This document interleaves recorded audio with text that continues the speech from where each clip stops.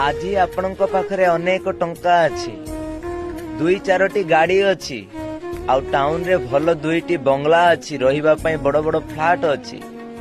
सज्जन, एहाकु नै आपण गर्व करंतु नाही।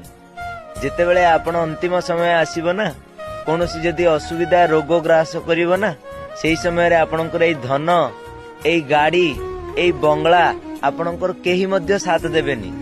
आ जानिछंती, आपण जहाको अति निजर आपणार बंधु बोली कहंती, आज्ञा सेमाने मध्य आसीबे आपणको केवल सहयोग करिवा पई, केवल नामको मात्र। आ आसी सेमाने सेल्फी नेबे आपणको पाखरे, सेमाने रही गोटे गोटे फोटो नेबे, आ कहिबे मो बंधु भलो हेई जाओ बोली। किंतु अंतरात्मा रे केही आपणको भलो हेबा पई चाहिबे नाही, बरम सोशल मीडिया रे केवल आपणको रखी कहिबे मो बंधु भलो हेई जाओ बोली।